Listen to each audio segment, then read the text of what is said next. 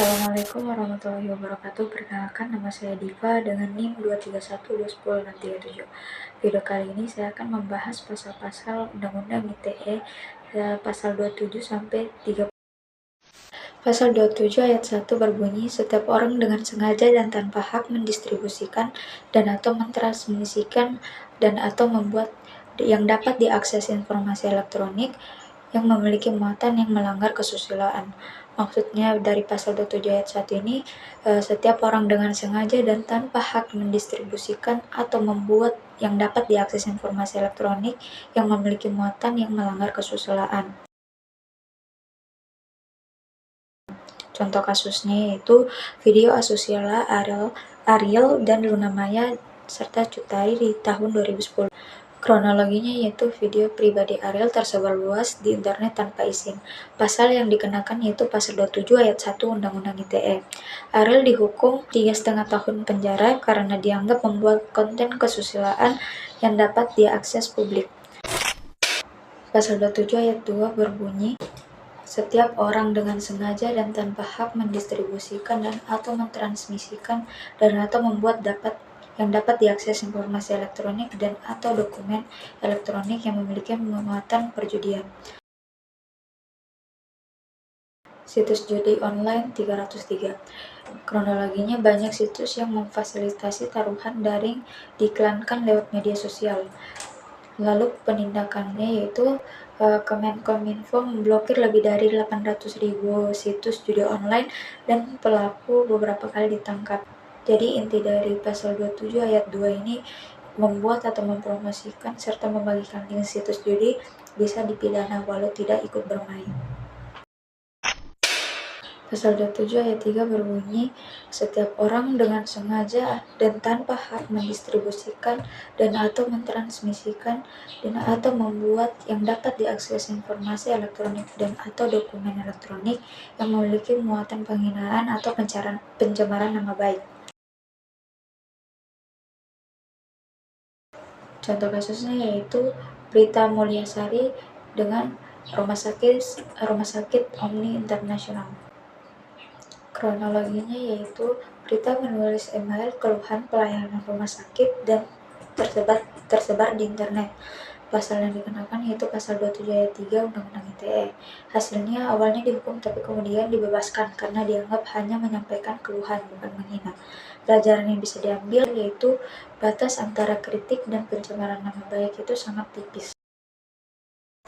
Setiap orang dengan sengaja dan tanpa hak mendistribusikan dan atau mentransmisikan dan atau membuat yang dapat diakses informasi elektronik dan atau dokumen elektronik yang memiliki muatan pemerasan dan atau pengancaman. Contoh kasusnya yaitu penyebaran video pribadi untuk memeras korban di tahun 2022 di Bekasi. Kronologinya, pelaku mengancam akan menyebarkan video pribadi korban jika tidak diberikan uang 10 juta. Pasal yang dikenakan yaitu pasal 27 ayat 4 Undang-Undang ITE dan pasal 368 KUHP yaitu pemerasan. Hasilnya pelaku ditangkap dan dipenjara selama 4 tahun. Pelajaran yang bisa diambil adalah ancaman penyebaran data pribadi atau foto maupun video tanpa izin termasuk pemerasan elektronik. Pasal 28 ayat 1, setiap orang dengan sengaja dan tanpa hak menyebarkan berita bohong dan menyesatkan yang mengakibatkan kerugian konsumen dalam transaksi elektronik. Contoh kasusnya yaitu kasus hoaks promo minyak goreng gratis di tahun 2022. Kronologinya, beredar pesan di WhatsApp yang menginformasikan bahwa ada program pemerintah pembagian minyak goreng gratis dengan link pendaftaran palsu. Faktanya, link tersebut ternyata situs phishing untuk mencuri data pribadi pengguna. Hasilnya, polisi menangkap penyebar pertama yang dijerat pasal 28 ayat 1 Undang-Undang ITE karena informasi bohong itu menyesatkan konsumen dan menyebabkan kerugian data pribadi bocor dan penipuan online. Pasal 28 ayat 2 berbunyi, setiap orang dengan sengaja dan tanpa hak menyebarkan informasi yang ditujukan untuk menimbulkan rasa kebencian atau permusuhan individu dan atau kelompok masyarakat tertentu berdasarkan atas suku, agama, ras, dan antar golongan atau sara.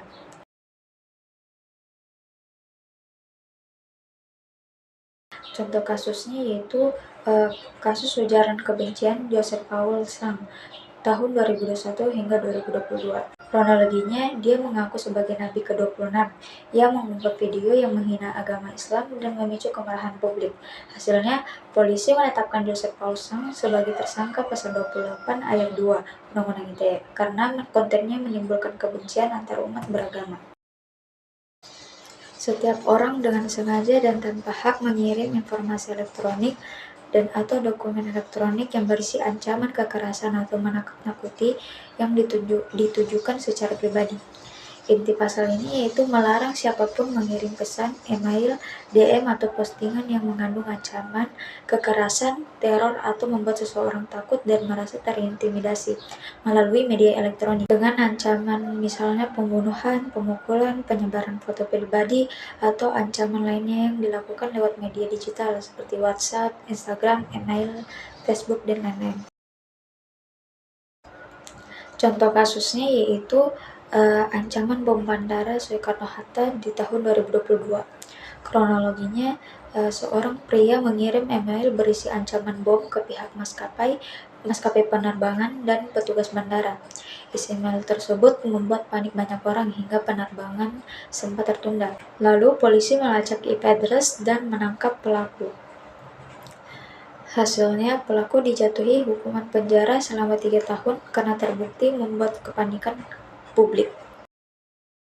Pasal 30 ayat 1-3. Pasal 30 ayat 1 berbunyi, setiap orang dengan sengaja dan tanpa hak atau melawan hukum mengakses komputer dan atau sistem elektronik milik orang lain dengan cara apapun. Ayat 2, setiap orang dengan sengaja dan tanpa hak atau melawan hukum mengakses komputer dan atau sistem elektronik dengan tujuan untuk memperoleh informasi elektronik dan atau dokumen elektronik. Ayat 3 berbunyi, setiap orang dengan sengaja dan tanpa hak atau melawan hukum mengakses komputer dan atau sistem elektronik dengan cara apapun dengan melanggar, menerobos, melampaui, atau menjebol sistem pengaman. Inti pasal ini menjerat hacker atau peretas yang masuk ke sistem orang tanpa izin, baik hanya melihat data maupun mencuri. Contoh kasusnya yaitu kasus Bejorka tahun 2022. Hacker dengan nama Bejorka ini membocorkan data pribadi warga Indonesia dari KTP, SIM, dan data pemerintah. Hal ini melanggar pasal 30 ayat 1-3 karena mengakses dan menjebol sistem elektronik tanpa hak. Pasal 31 ayat 1. Setiap orang dengan sengaja dan tanpa hak atau melawan hukum melakukan intersepsi atau penyadapan atas informasi elektronik dan atau dokumen elektronik dalam suatu komputer dan sistem elektronik tertentu milik orang lain. Ayat 2 berbunyi, setiap orang dengan sengaja dan tanpa hak atau melawan hukum melakukan intersepsi atas transmisi informasi elektronik dan atau dokumen elektronik yang tidak bersifat publik. Ayat 3 berbunyi yaitu ketentuan sebagaimana yang dimaksud pada ayat 1 dan 2 tidak berlaku terhadap intersepsi yang dilakukan dalam rangka penegakan hukum atas permintaan kepolisian, kejaksaan, atau institusi lain yang berwenang. Ayat 4 berbunyi ketentuan lebih lanjut mengenai tata cara intersepsi diatur dengan peraturan pemerintah. Inti dari pasal 31 ini, penyadap percakapan WhatsApp, email, atau rekaman telepon tanpa izin termasuk pelanggaran. Contoh kasusnya itu kasus penyadapan pejabat tahun 2021, yaitu seorang pegawai merekam percakapan atasannya tanpa izin dan menyebarkan di grup kantor. Dia dijerat pasal 31 ayat 1 Undang-Undang ITE. Pasal 32 ayat 1 berbunyi, setiap orang dengan sengaja dan tanpa hak atau melawan hukum dengan cara apapun mengubah, menambah, mengurangi, melakukan transmisi, merusak, menghilangkan, memindahkan, menyembunyikan suatu informasi elektronik dan atau dokumen elektronik milik orang lain atau milik publik. Pasal 32 ayat 2 berbunyi, setiap orang dengan sengaja dan tanpa hak melawan hukum dengan cara apapun misal memindahkan atau mentransfer informasi elektronik dan atau dokumen elektronik kepada sistem elektronik orang lain yang tidak berhak. Pasal 32 ayat 3 berbunyi, terhadap perbuatan sebagaimana dimaksud pada ayat 1 yang mengakibatkan terbukanya suatu informasi elektronik dan atau dokumen elektronik yang bersifat rahasia menjadi dapat diakses oleh publik dengan keutuhan data yang tidak sebagaimana mestinya. Inti dari pasal 32 ini melarang mengubah serta merusak atau memindahkan data elektronik milik orang lain tanpa izin, misalnya menghapus file perusahaan, mengubah isi dokumen, serta mencuri data pelanggan. Contoh kasusnya yaitu kasus pegawai bank yang menghapus data nasabah di tahun 2022. Kronologinya itu seorang karyawan menghapus catatan transaksi untuk menutupi korupsinya. Dia melanggar pasal 32 ayat 1 Undang-Undang ITE. Pasal 33 berbunyi, setiap orang dengan sengaja dan tanpa hak atau melawan hukum melakukan tindakan apapun yang mengakibatkan terganggunya sistem elektronik dan atau mengakibatkan sistem elektronik menjadi tidak bekerja sebagaimana mestinya. Inti pasal 33 ini yaitu melarang tindakan yang membuat sistem elektronik menjadi tidak berfungsi. Misalnya, biasanya itu berupa serangan DDoS, yaitu menyerang server agar down atau mengacaukan sistem perusahaan. Contoh kasusnya yaitu kasus serangan ke situs KPU di tahun 2019. Pada tahun 2019, ada seorang hacker membuat situs KPU tidak bisa diakses saat pemilu. Ini termasuk pasal 33 Undang-Undang ITE karena mengganggu sistem publik. Pasal 34 ayat 1 berbunyi, setiap orang dengan sengaja dan tanpa hak atau melawan hukum melakukan intersepsi atau penyadapan atas informasi elektronik dan atau dokumen elektronik dalam suatu komputer dan atau sistem elektronik tertentu milik orang lain. Pasal 34 ayat 2 berbunyi, setiap orang dengan sengaja dan tanpa hak atau melawan hukum melakukan intersepsi atau transmisi informasi elektronik dan atau dokumen elektronik yang bersifat publik dari, ke, dan di dalam suatu komputer dan atau sistem elektronik tertentu milik orang lain, baik yang tidak menyebabkan perubahan apapun maupun yang menyebabkan adanya perubahan, penghilangan, atau menghentikan informasi elektronik dan atau dokumen elektronik yang ditransmisikan tersebut. Contoh kasusnya yaitu kasus jual beli data hasil retasan atau dark web di tahun 2021. Kronologinya, seorang pelaku di Surabaya membeli data hasil retasan atau database akun e-commerce dan email dari situs gelap luar negeri, lalu menjualnya kembali ke pembeli di Indonesia. Data ini mencakup ribuan akun dengan sandi password dan email aktif. Pasal yang dikenakan yaitu pasal 34 ayat 2 karena memperjualbelikan sandi komputer atau kode akses.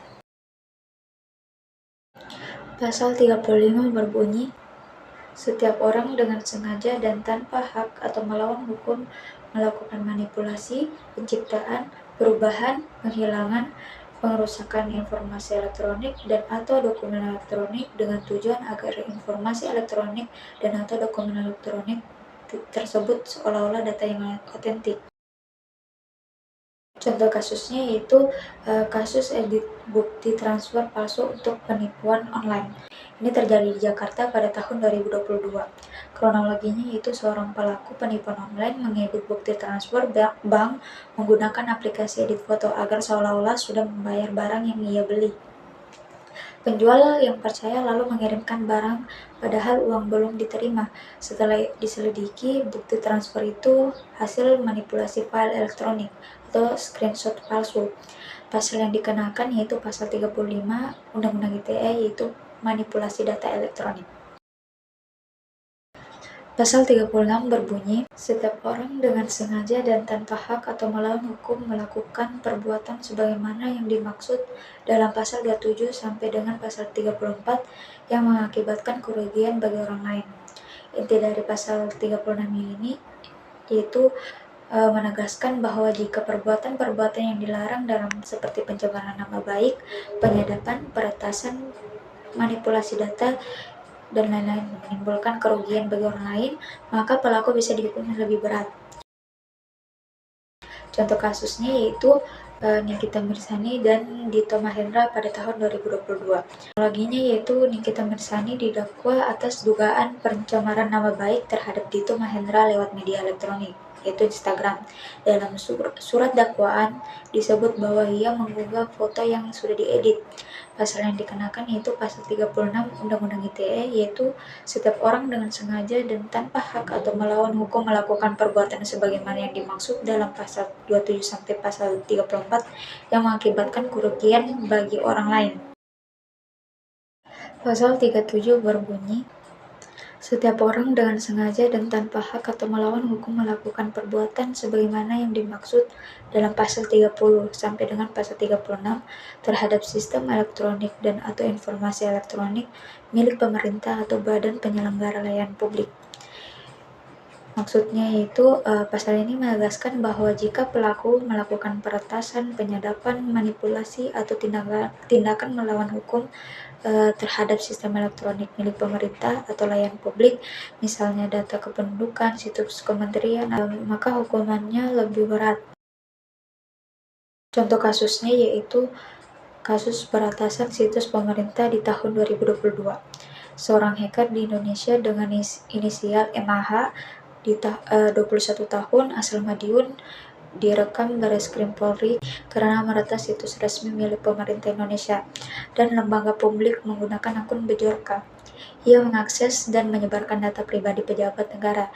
Ia dijerat dengan pasal 30, 31, 32, dan 37 Undang-Undang ITE karena tindakan melanggar sistem elektronik milik pemerintah. Sekian dari video saya, semoga bermanfaat. Assalamualaikum warahmatullahi wabarakatuh.